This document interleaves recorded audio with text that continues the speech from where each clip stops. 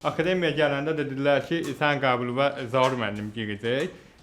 Siz gəldiniz, hələ ilk dəfə orada söhbət elədik, danışdıq falan zad elədik. Orada dediniz ki, səndən yaxşı aktyor falan olacaq. Mən sözün əslinə inanmadım, siz məndən çox inanırdınız. Olmadı da, sözün əslinə hələ də inanmıram ki, məndən yaxşı aktyor olacaq. Gəldim amma akademiyaya gəldim, ilk 8-ci ayımdayam. 8-ci ayımı da hardan hiss elədim? Ödənişlərimdən. Gördüm, yəni kalan, yəni yemişəm, anamın kaşloğuna falan zat keçmişəm. Öz bildiğiniz sizdə ata yoxdur, bizdə anadır.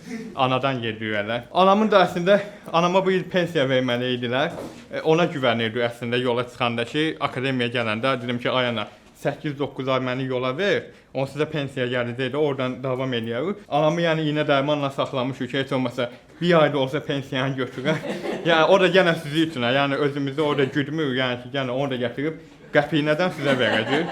Yəni halalda xoşumuz, yəni gözümüz də yoxdur. Anamın pensiyası sizə halaldır, yəni bunu qabaqcadan deyim. Belə yeməyə, içməyi əslində çox fikirləşmirik. Bu məscidə gedirik, məsciddən dolanırıq bu müddətdə.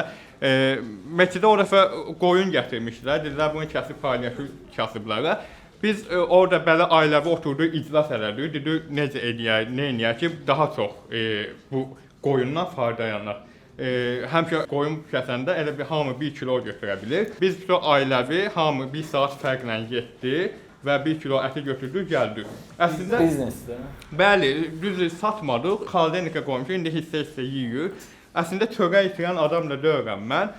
Çünki yadıma gəlir atam olan vaxtlarda, mən həmişə keçmişdən danışanda şey deyəm, atam olan vaxtda, yəni o mənim üçün keçmiş zamandır. Belə bir şey vardı, evdə məsələn 1 nəfər işləməz, 3 nəfər işləyər, yaxud ən azı evdə 1 nəfər işləyərdi. Bizdə bir dönəm vardı, evdə heç kim işləmirdi, biz uşaq idik, ana işləmirdi, ata işləmirdi, evdə yeməyə heç nə yox idi.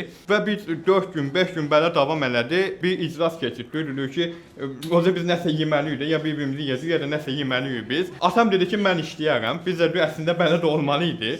Atam dedi, mən işləyərəm, amma ki, dedi, səhər oyanacam, gedəcəm işə falan. Biz də razılaşdıq atamdan ki, indi atam səhər oyanıb işə gedəcək. Atam da səhər oyandı, evdə yeməyə bir dənə quru çörək də yoxdur da, yəni. Atam qalxdı dedi ki, mənə heç olmasa bir dənə qısıq çörək verin, mən yeyim onu, özümə gəlim, gedim, işə çıxım falan.